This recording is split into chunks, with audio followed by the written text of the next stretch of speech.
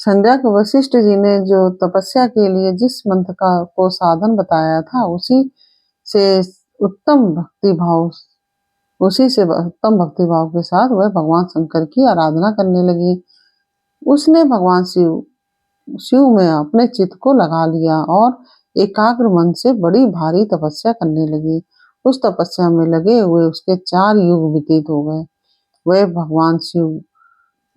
तब भगवान शिव उसकी तपस्या से संतुष्ट हो बड़े प्रसन्न हुए तथा बाहर भीतर और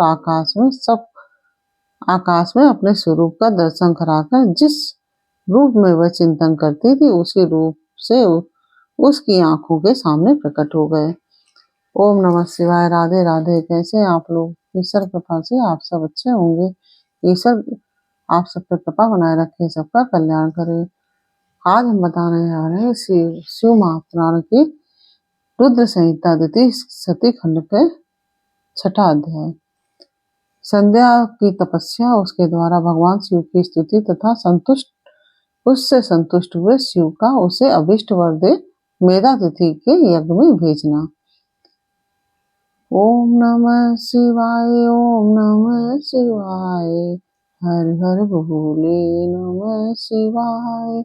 नमः शिवाय। ओम नमः शिवाय।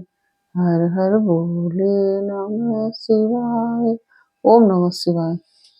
नारद जी कहते हैं कि मेरे पुत्रों में श्रेष्ठ महाप्राज्ञ नारद तपस्या के नियम का उपदेश दे।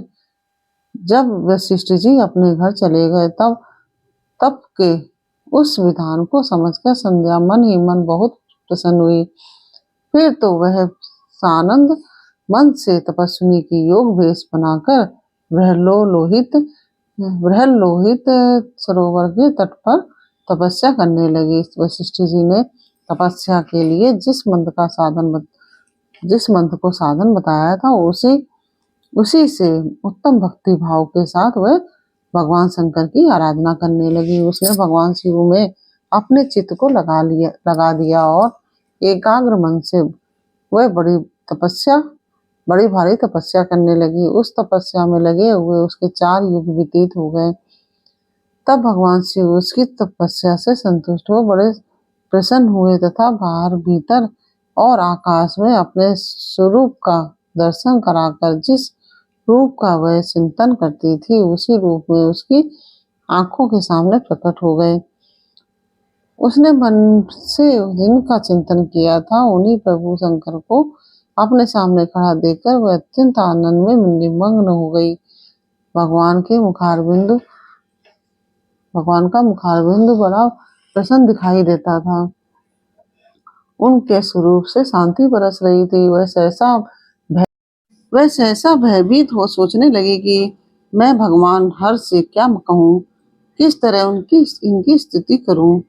इसी चिंता में पड़कर उसने अपने दोनों नेत्र बंद कर लिए। नेत्र बंद कर लेने पर भगवान शिव ने उसके हृदय में प्रवेश करके उसे दिव्य ज्ञान दिया, दिव्य वाणी और दिव्य दृष्टि प्रदान की। जब उसे दिव्य ज्ञान, दिव्य दृष्टि और दिव्य वाणी प्राप्त हो गई, तब वह कठिनाई से ज्ञात होने वाले जगदीश्वर शिव को प्रत्यक्ष देखकर उनकी स्तुति करने लगी। संध्या बोली, जो निराकार और परम ज्ञान गम्य है, जो ना तो स्थूल है और ना सूक्ष्म है और ना ही उच्च ही है, तथा जिनके स्वरूप का योगी जन अपने हृदय के भीतर चिंतन करते हैं, उन्हीं लोक सृष्टा आप भगवान शिव को नमस्कार है, जिन्हें सर्व कहते हैं, जो शांत स्वरूप, निर्मल, निर्विकार और ज्ञानगम्य हैं, जो अपने ही प्रकाश में स्थित हो प्रकाशित होते हैं, जिनमें विकार का अत्यंत अभाव है, जो आकाश मार्ग की भांति निर्गुण निराकार बताए गए हैं, तथा जिनका रूप अज्ञान अंधकार मार्ग से सर्वथा परे है, उन नित्य प्रसन्न आप भगवान शिव को मैं प्रणाम करती हूँ, जिनका रूप एक अद्वितीय, शुद्ध, बिना माया के प्रकाशमान, सच्चिदानंदमय, सहज, निर्विकार, नित्यानंदमय, सत्य ऐश्वर्य से युक्त, प्रसन्न तथा लक्ष्मी को देने वाला है, उन भगवान शिव को नमस्कार है। उन आप भगवान शिव को नमस्कार है, जिनके स्वरूप की ज्ञान रूप से ही उद्भावना की जा सकती है, जो इस जगत से सर्वथा भिन्न है एवं सत्व प्रधान, ज्ञान के योग आत्म स्वरूप सारभूत, सबको पार लगाने वाले तथा पवित्र वस्तुओं में भी परम पवित्र हैं, उन आप महेश्वर को मेरा नमस्कार है। आपका जो स्वरूप शुद्ध मनोहर रत्नमय आभूषणों से विभूषित तथा स्वच्छ कपूर के समान गौरवर्ण है, जिसने अपने हाथों में वर अभय शूल और मुंड धारण कर रखा है, उस दिव्य चिन्मय सगुण साकार विग्रह से सुशोभित आप योग युक्त भगवान शिव को नमस्कार है। आकाश, पृथ्वी, दिशाएं, जल, तेज तथा काल, ये जिनके रूप हैं, उन आप परमेश्वर को नमस्कार है। प्रधान प्रकृति और पुरुष जिनके शरीर रूप से प्रकट हुए हैं, अर्थात वे दोनों जिनके शरीर हैं, इसलिए जिनका यथार्थ रूप अव्यक्त बुद्धि आदि से परे है, उन भगवान शंकर को बारंबार नमस्कार है, जो ब्रह्मा होकर जगत की सृष्टि करते हैं, जो विष्णु होकर संसार का पालन करते हैं तथा जो रुद्र होकर अंत में इस सृष्टि का संहार करेंगे, उन्हीं भगवान शिव सदाशिव को बारंबार नमस्कार है। जो कारण के भी भूत हैं, जो कारण के भी कारण है, दिव्य अमृत रूप ज्ञान और अणिमा आदि ऐश्वर्य प्रदान करने वाले हैं, समस्त लोकांतरों का वैभव देने वाले हैं, स्वयं प्रकाश रूप है तथा प्रकृति से भी परे हैं, उन परमेश्वर शिव को नमस्कार है। यह जगत जिनसे भिन्न नहीं कहा जाता, जिनके चरणों से पृथ्वी तथा अन्य अंगों से संपूर्ण दिशाएं, सूर्य, चंद्रमा, कामदेव एवं अन्य देवता प्रकट हुए हैं और जिनकी नाभि से अंतरिक्ष का आविर्भाव हुआ है, उन्हीं आप भगवान शंभु को मेरा नमस्कार है। प्रभु, आप ही सबसे उत्कृष्ट परमात्मा हैं, आप ही नाना प्रकार की विद्याएं हैं, आप ही हर यानी कि संहार करता है, आप ही सदगुरु तथा परम ब्रह्म हैं, आप सदा विचार में तत्पर रहते हैं, जिनका ना आदि है और ना ही अंत है, और जिनका ना आदि है, ना मध्य है और ना अंत है, जिनसे सारा जगत उत्पन्न हुआ है तथा जो मन और वाणी के विषय नहीं है, उन महादेव जी की स्तुति मैं कैसे कर सकूंगी। ब्रह्मा आदि देवता तथा तपस्या के धनी मुनि भी जिनके रूपों का वर्णन नहीं कर सकते, उन्हीं परमेश्वर का वर्णन अथवा स्तवन मैं कैसे कर सकती हूँ। प्रभु, आप निर्गुण हैं, मैं मूढ़ स्त्री आपके गुणों को कैसे जान सकती हूँ। आपका रूप तो ऐसा है कि जिसे इंद्र सहित संपूर्ण देवता और असुर भी नहीं जानते। महेश्वर, आपको नमस्कार है। तपोमय, आपको नमस्कार है। देवेश्वर शंभो, मुझ पर प्रसन्न हुई। आपको बारंबार मेरा नमस्कार है। ब्रह्मा जी कहते हैं, नारद, संध्या का यह स्तुतिपूर्ण वचन सुनकर उसके द्वारा भली भांति प्रशंसित हुए भक्त वत्सल परमेश्वर शंकर बहुत प्रसन्न हुए। उसका शरीर वल्कल और मृग चर्म से ढका हुआ था। मस्तक पर पवित्र जटाजूट शोभा पा रहा था। उस समय पाले के मारे हुए कमल के समान उसके कुमलाए हुए मुंह को देखकर भगवान हर दया से द्रवित हो उससे इस प्रकार बोले। महेश्वर ने कहा कि भद्रे, मैं तुम्हारी इस उत्तम तपस्या से बहुत प्रसन्न हूँ। शुद्ध बुद्धि वाली देवी, तुम्हारे इस स्तवन से भी मुझे बड़ा संतोष प्राप्त हुआ है। अतः इस समय अपनी इच्छा के अनुसार कोई वर मांगो, जिस बारे में तुम्हें प्रयोजन हो तथा जो तुम्हारे मन में हो। जो तुम्हारे मन में हो उसे मैं यहाँ अवश्य पूर्ण करूँगा। तुम्हारा कल्याण हो। मैं तुम्हारे व्रत नियम से बहुत प्रसन्न हूँ। प्रसन्नचित्त महेश्वर का यह वचन सुनकर अत्यंत हर्ष से भरी हुई संध्या उन्हें बारंबार प्रणाम करके बोली, महेश्वर, यदि आप मुझे प्रसन्नता पूर्वक वर देना चाहते हैं, यदि मैं वर पाने की योग्य हूँ, यदि पाप से शुद्ध हो गई हूँ तथा देव, यदि इस समय आप मेरी तपस्या से प्रसन्न है, तो मेरा मांगा हुआ यह पहला वर सफल करें। देवेश्वर, इस आकाश में पृथ्वी आदि किसी भी स्थान में जो प्राणी है वे सबके सब जन्म लेते ही काम भाव से युक्त ना हो जाएं।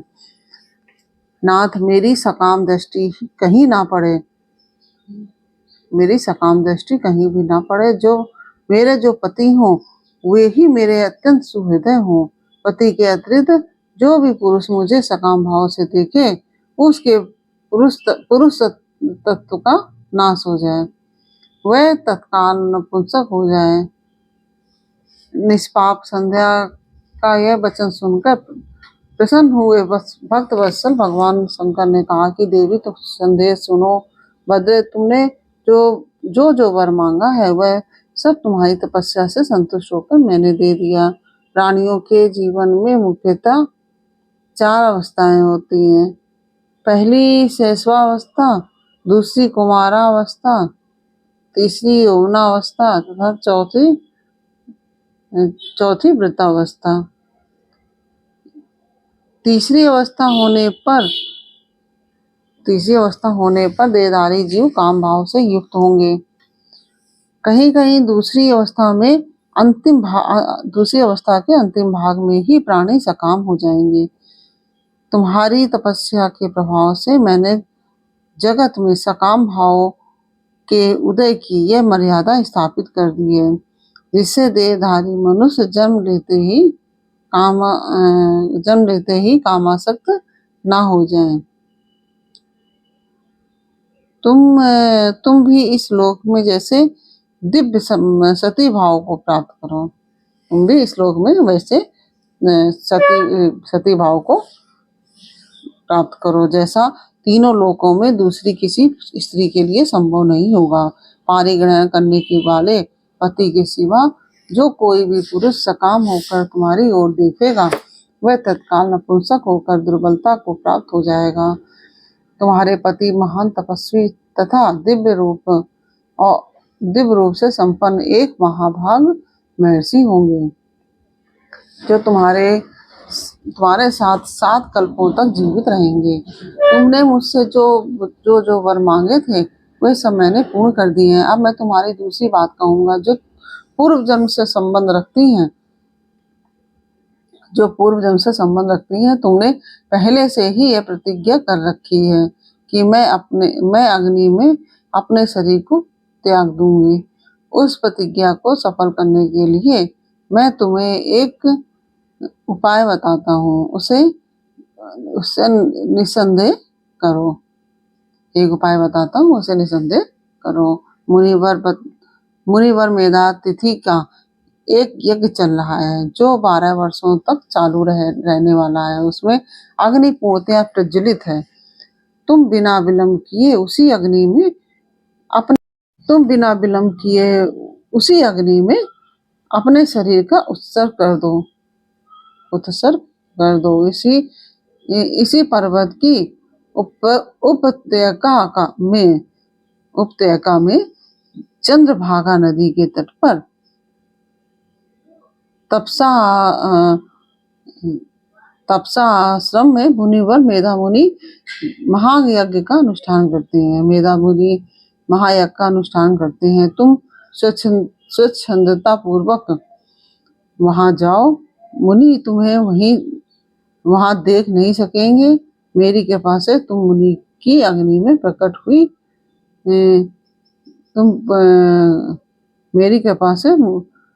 तुम मुनि की अग्नि से प्रकट हुई पुत्री होगी।